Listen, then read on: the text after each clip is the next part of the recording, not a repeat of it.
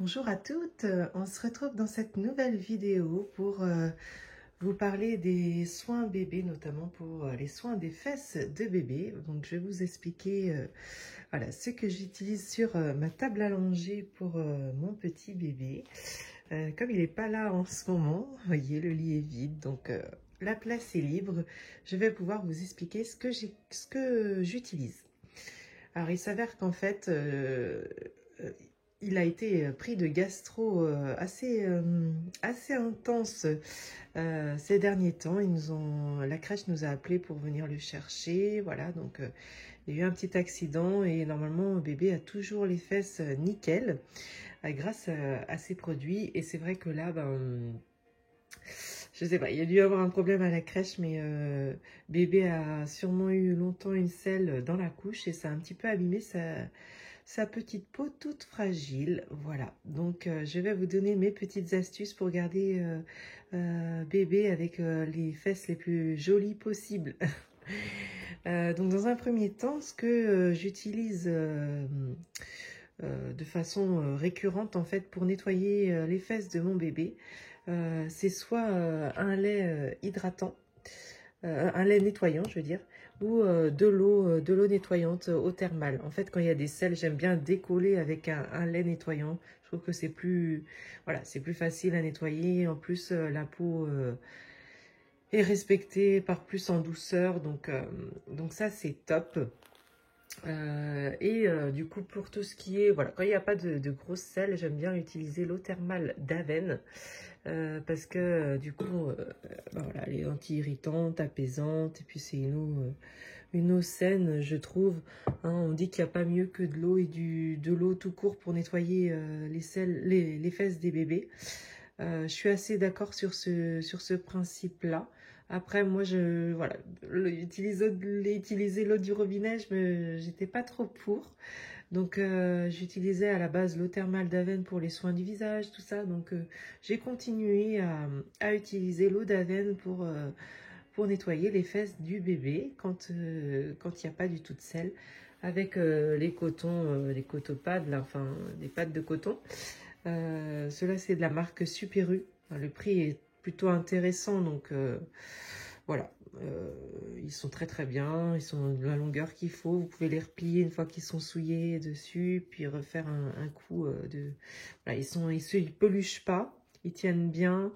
Bébé fait pas d'allergie avec, donc voilà, c'est plutôt un bon produit à avoir. Et en termes de tarifs, je crois qu'ils sont vraiment plutôt pas mal, plutôt bien placés.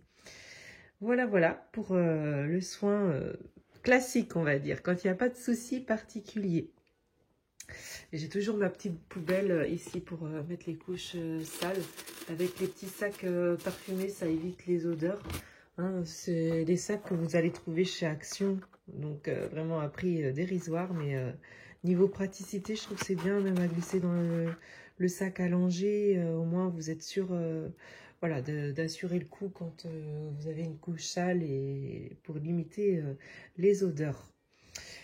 Donc, dans un premier temps, quand bébé a des selles récurrentes, il ne faut pas hésiter à faire forcément des changes répétés. Mais aussi quand les fesses sont brûlées après les selles liquides récurrentes, quand il n'y a plus de selles liquides mais que les fesses sont brûlées ou très amimées, très rouges, il ne faut pas hésiter à faire un stock de couches, comme nous, ce qu'on a fait, vous voyez.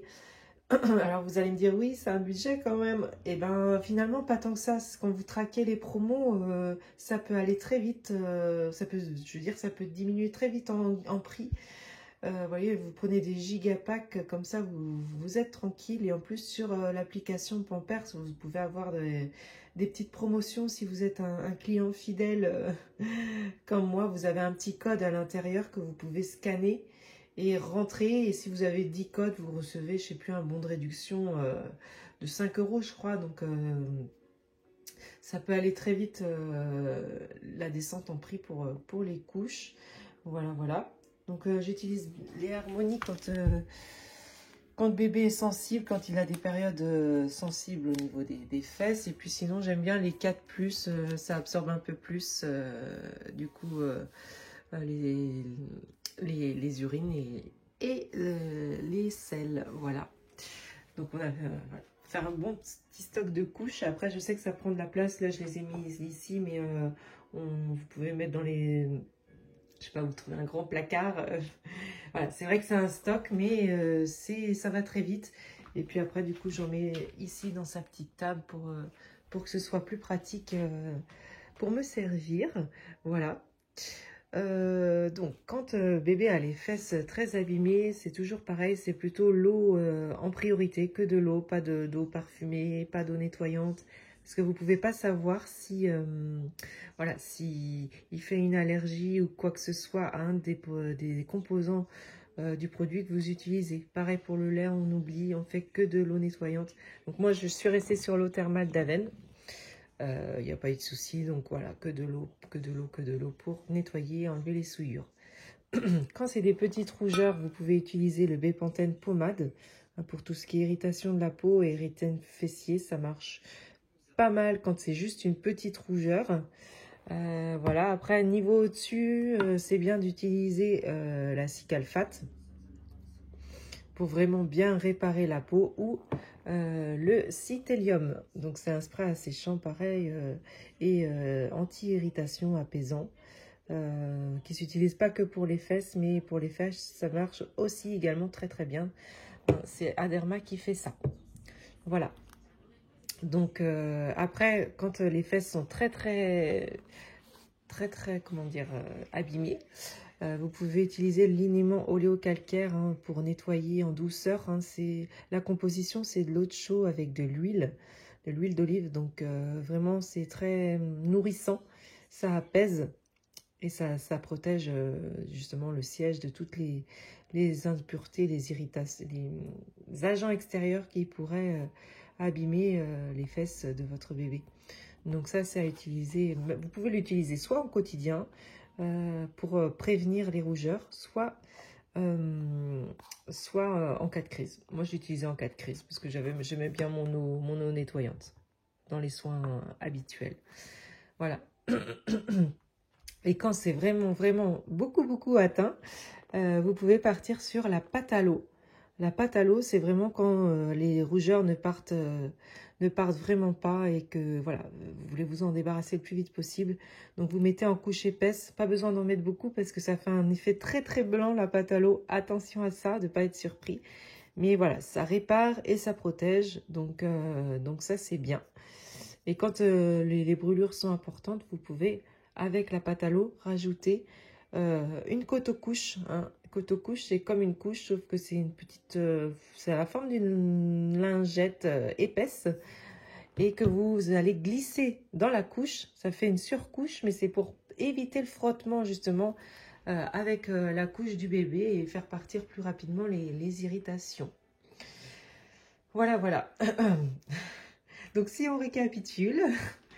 Pour le lavage classique, sans problème, de l'eau simple, eau thermale, pour nettoyer en douceur.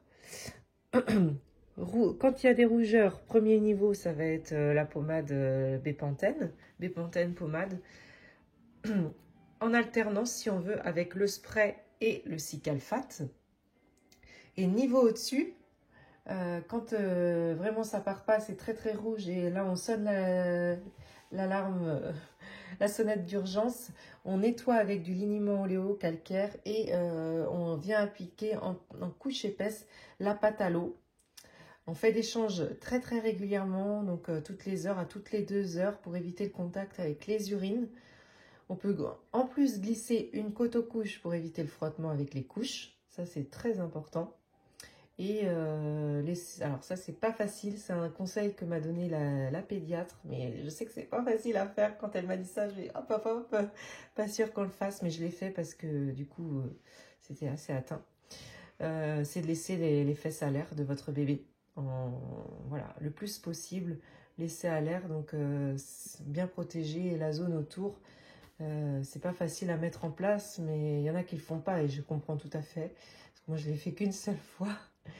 Mais voilà, il faut s'équiper de longes en papier comme ça, absorbant pour éviter de souiller votre maison. Et ceux-là, en plus, ils sont pas mal parce que vous avez Ici, une languette qui s'enlève pour le scotcher. Clac. Voilà, donc ça c'est la marque Super U aussi, Uto Petit qui font ces langes en papier. Voilà. Et puis, dernier recours, si vraiment avoir essayé tout ça, ça ne fonctionne pas, c'est qu'il y a quelque chose de plus important en dessous. Et ce n'est pas une simple rougeur, c'est qu'il y a une problématique plus importante.